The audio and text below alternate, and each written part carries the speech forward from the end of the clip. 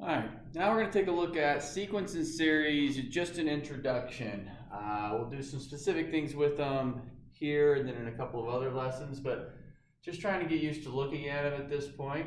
So I put 4 sequences of numbers up here, and what I said was find the 5th one. So the key is find the pattern that's present within the terms that are given, use that pattern to get the next term. Now, when it comes to sequences, as you're looking at these, some of them are really easy and some of them are difficult. And a lot of times the one that you think's easy, the other person thinks is difficult, and the one that they think's easy, you think's hard.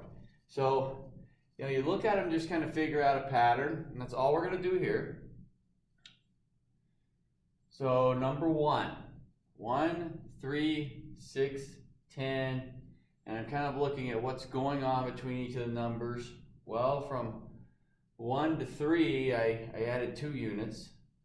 3 to 6, I added 3 units. And 6 to 10, I added 4. So that's giving me my pattern. I'm adding 2, then 3, then 4. The next one would be adding 5. So I'm adding 1 more every time, making that 5th term here a 15. Number 2. From -2 to 3, well, that's 5 units. 3 to 8, that's another 5 units. From 8 to 13, that's another 5 units. Each one, I've got a 5 unit difference between, so I'm adding 5 each time. Add 5, add 5, add 5, which means this next one is 18. And this was also one of our specialty ones we're going to look into a little bit later. This is called an arithmetic sequence, and we'll talk more about that, but we call it arithmetic because it's adding the same thing every single time. Number 3, 1, 8, 27, 64. If I think of addition, I'm adding 7, and adding 19, and then what? 36. I'm not seeing a pattern there at all. 1937. As far as an addition amount, this one's a little bit tougher a lot of times for people when they're first looking at. These are actually cubes. That's 1 cubed, 2 cubed, 3 cubed, 4 cubed. Now, cubes aren't always the most common to us, and I'll rewrite this up there, but let's say, for example, instead of 1, 8, 27, 64, I did 1, 4, 9, 16. I bet we'd see the squares a lot faster there. Right? So my next one would be that 25. In this case, they were perfect cubes. A little bit more difficult to recognize. So 5 cubes, 125. The last one, I'm not doing any kind of addition here again. What's happening though is they're doubling. 3 times 2 is 6. 6 times 2 is 12. 12 times 2 is 24. This next one would be 48. And this one's what we call a geometric. Again, another specialty one that we're going to look at into a lot deeper later on. But a geometric means I'm multiplying by the same value each time.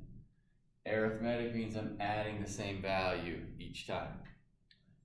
Now, when we're looking at a sequence of numbers, oftentimes we'll see subscripts. So, for example, let's say I called A subscripted n. I'm just going to rewrite this first sequence here. 1, 3, 6, 10, 15, so on and so forth. It just keeps going forever. We would say that 1, in this case, is A subscript of 1. It just means the first term. The 3, A subscript of 2. 6, A subscript of 3. 10, A subscript of 4. And then 15, A subscript of 5. So if I wanted the 20th term, I would be talking about A sub 20. That would refer to that 20th term. So we just get used to seeing subscripts as being which one we're talking about. A sub 4 means I want the 4th term. A sub 12, I want the 12th term, and so forth. As far as the fact that I used A, I just picked an A, first letter of the alphabet. You can use anything you want. We can call it D sub N, E sub, it doesn't really matter. Okay, we can use any variable that we want. So let's look at something like this. If I wrote find the first 5 terms, and I gave you the first one here, A sub n equals 3n plus 2. So I'm giving you a general term. A sub n is 3n plus 2, and I want the first 5 terms. This means I want A sub 1, 2, 3, 4, and 5.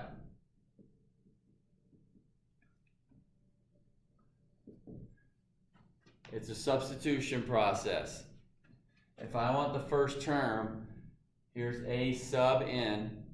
A sub 1, 1 replaces n. 1 replaces n, so 3 times 1 plus 2 is 5. There's the first term. Subscript 2. 2 replaces n. 3 times 2 plus 2, 8. Subscript 3. 3 replaces n. 3 times 3 plus 2, 11. 4 goes in. 12 plus 2 is 14. 5 goes in. 17. So I can substitute that value. So in other words, if I wanted the 15th term, I'm going to put 15 in for n. If I wanted the 7th term, I will put 7 in for n. Different look here. Let's say A sub n is n over n plus 1. Get a couple different looks here. First 5 terms. So think about what your first 5 terms would be.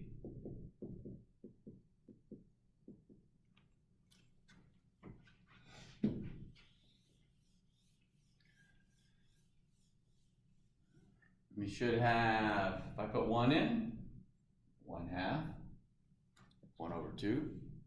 If I put 2 in, 2 over 3. 3 in, 3 over 4. 4 in, 4 over 5. 5 in, 5 over 6. For each of those first 5 terms.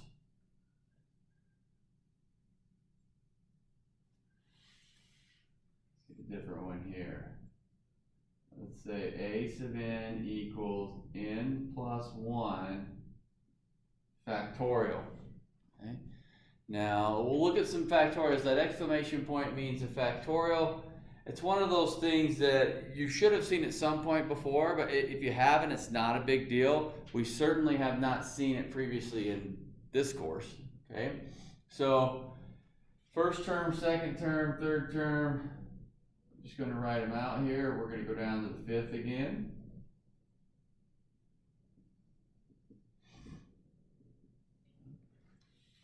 And so if I put 1 in, 1 plus 1 is 2.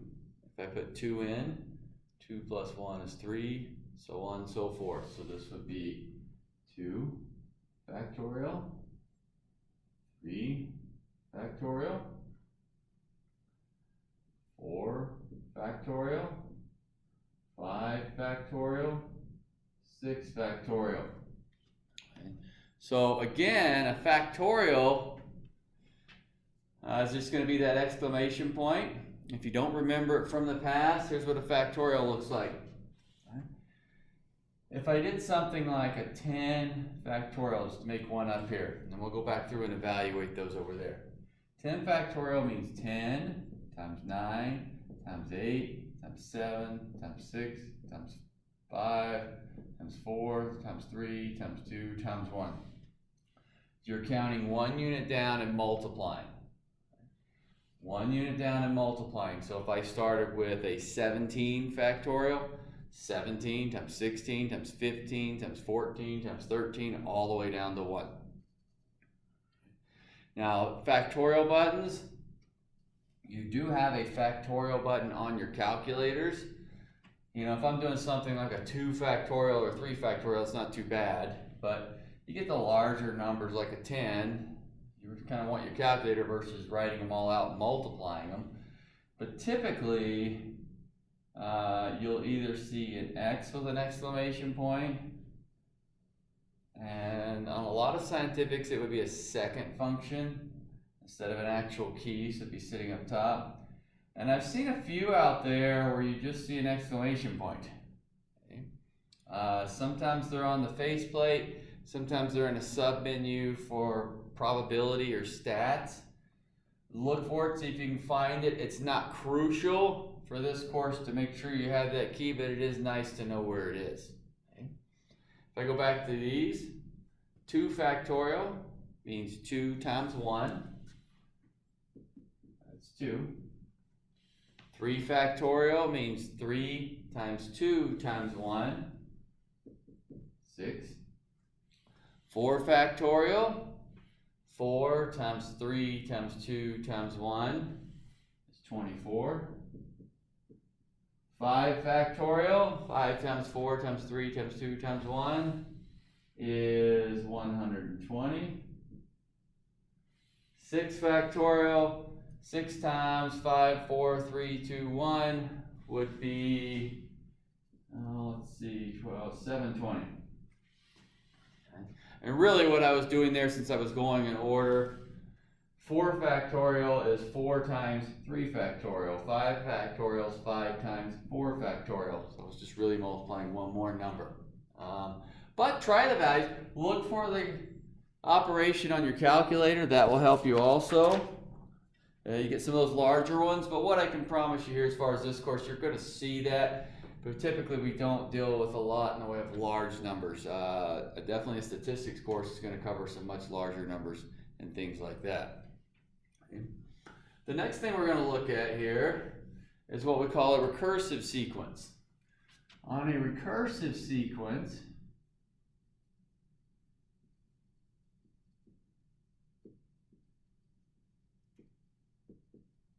a recursive sequence implies that you need a previous term. This means that you need a previous term. So when I look back here, like this one's still on the board, if I wanted to find the 4th term, well, I'm going to put 4 in for n. I don't care what the first 3 were. They're not going to change it. Okay. If I went through 5, let's say I wanted to get the 10th term, I can go right to the 10th term. I don't need to figure out up through 9 first. A recursive sequence is going to require me to use something I had already found in order to get that next value. So a recursive sequence looks something like this. Let's say, let's go with a sub n equals 2, a sub n minus 1 plus 1, and I tell you a1 is 3. Okay. And what we'll do is we'll find the first 4 terms this time, which is really only going to be 3 terms we're finding, because I'm given a1 is 3. So I want a2, a3, a4. And in your notes here, especially first work with these, write them out. It does help. So for example, back here, when I wanted a subscript of 2, I put 2 in for n. 3 times 2 plus 2. I substituted the value of 2 in. If I wanted the third, I substituted the value of 3 in for n. Let's follow that same process. I want the second term. Since I want the second term, I'm putting 2 in for n. So that would be 2a, 2 minus 1. Since this says n minus 1, remember n is 2. So 2 minus 1 is 1. plus 1. I know a sub 1 already. A sub 1 is 3. So this would be 2 times 3 plus 1, 7. So I did need this previous a sub 1 term in order to evaluate a sub 2. That's what it means by a recursive. I need something I've already done in the past. 3. We're going to replace 3 for n. So 2a, 3 minus 1 is 2 plus 1. So I need 2a sub 2. Well, I have a subscript of 2. It's 7 plus 1, 15. Last one here on this list, the fourth one. 2a, if I put 4 in for n, 4 minus 1 is 3 plus 1. So 2. A sub 3 was 15 plus 1. 31 would be that next term. So I'm needing some previous piece. Let's get a couple more recursive ones up here to look at.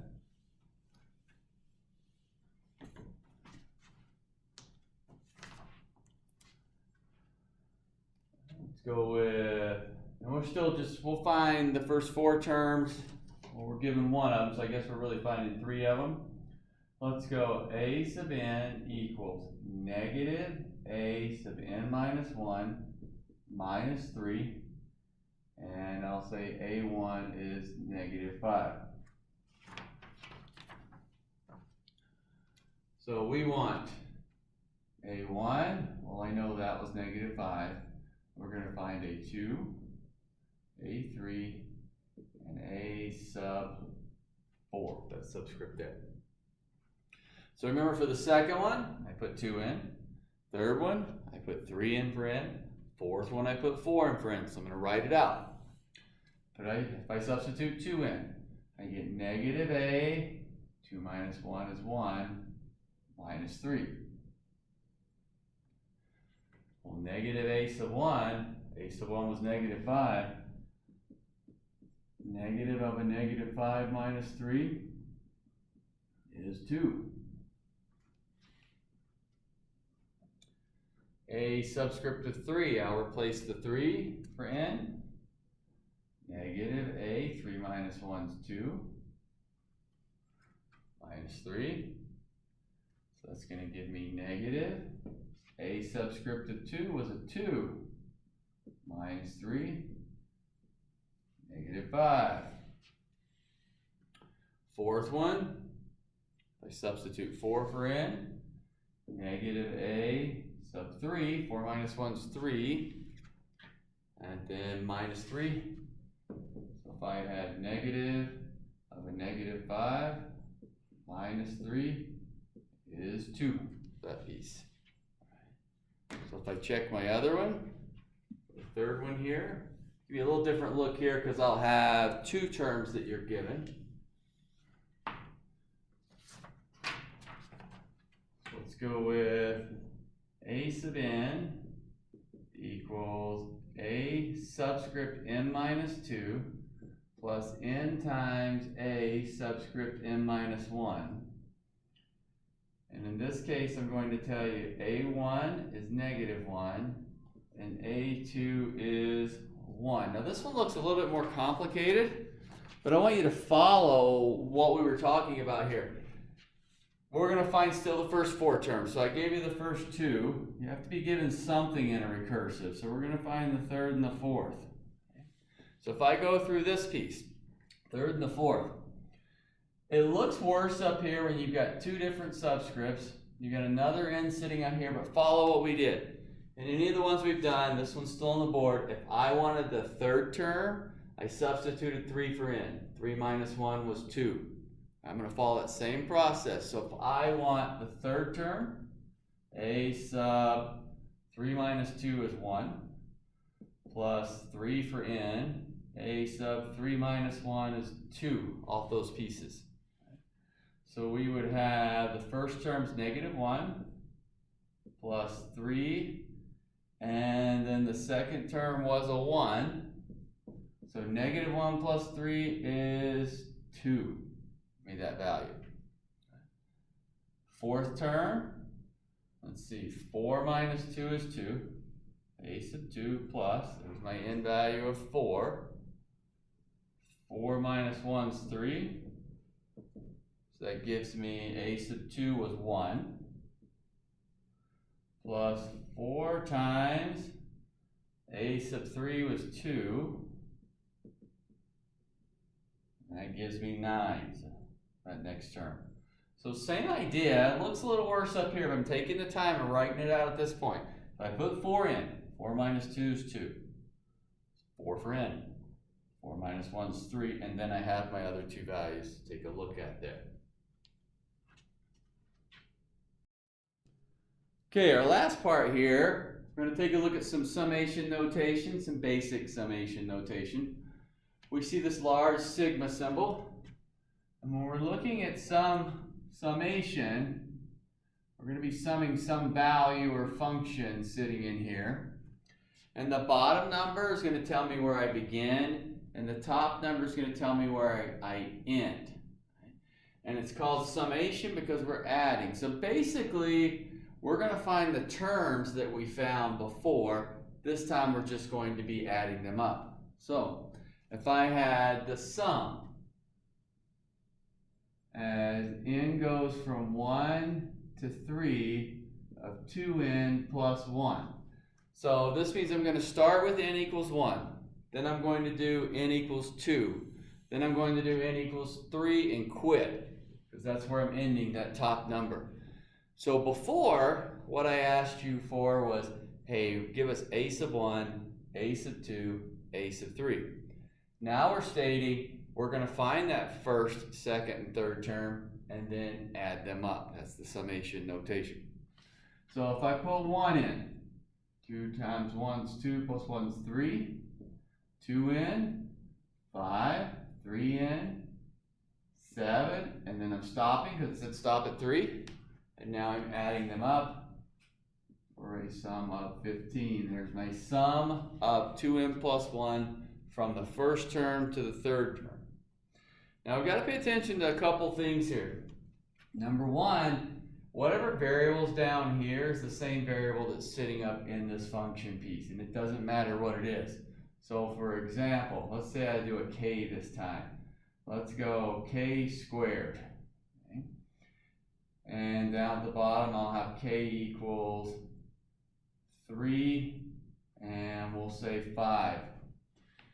The bottom tells me where I'm starting, so I'm not going to substitute a 1 this time to begin with. I'm going to substitute a 3. That's where I'm starting, 3. And then I'm going to that fifth term. So I'm going to substitute a 3, a 4, and a 5. So if I put a 3 in, 3 squared is 9. I can go ahead and write that out. So 3 squared is 9. 4 in, 16. 5 in, 25. And then if I add those up, I will get a 50. Now, each time here I only had 3 terms. You can make them as many terms as you want. I'm just trying to keep it pretty simple for the lesson and keep the values kind of small. Let's go. I goes from 0 to 4 of 3i minus 1. Now, we don't see i's too often as far as when we go through some different things in a math course, because when we see I, we're thinking imaginary. This is still working with a variable. I throw this up here because we do see I show up as a variable in other courses, not meaning imaginary. So just to kind of give you a different example in here. I still notice n, k, k, I. So I'm going to put 0 in first. So this one's going to do 0, then a 1, then a 2, then a 3, then a 4. So we're going to have 5 terms here. If I put 0 in, 3 times 0 minus 1, negative 1. Plus, if I put 1 in, 2. Plus, if I put 2 in, 5. Plus, if I put 3 in, 8. Plus, if I put 4 in, 11, and quit, because it says stop at 4, so we're not going to go to that 5th term. If I add these up, let's see, what do we get here? 19, 24, 26, 25. Better check my math. If I added correctly, should be 25 there. So whatever the bottom number is where we're starting, top number stopping. Now let's give a different look here. Let's go n equals 3. No, we'll start with 1. Let's go n equals 1 to 8 of 5. And the first thing we notice is, well, I see there's an n down here, but there's no n, or actually no variable at all, sitting in the summation. That just means that every term is 5. So that means the first term, the second, the third, the fourth, the fifth, all the way to the 8th, and so on, they're all 5s. Every one of them's a 5. So we're going 5 plus 5 plus 5 plus 5 plus 5 plus 5. Well, how many 5s are we adding? We're adding 8 of them, because I'm going from the first term to the 8th one. That would be 8 terms. So instead of writing out 5 8 times, I can simply just say 5 times 8. That's 40. That would be the same as adding 8 5s. Sometimes the numerical ones get a little tricky. Let's say a 4. And let's go, n goes from 3 to, and let's go 9. So this is another one where each term's 4. So the question is, how many terms are we summing? We're going from the 3rd term to the 9th term. That is 7 terms, which gives me 28 there. Now sometimes a little confusing on why it's 7. Let's count them out. So if I had we're going to start at 3. So the 3rd term, 4th, 5th, 6th, 7th, 8th, 9th. 7 terms. Okay. And a lot of times we look at it and go, well, why don't you just subtract? 9 minus 3 is 6 though. Well, I agree with you. You didn't do 8 minus 1 to give you 7. We had 8 terms. Right? So when I'm doing this part, I would actually have, I need this 3rd term, so I would do 9 minus 2 is 7. I need the 3rd term. If I do 9 minus 3, it would take that piece out.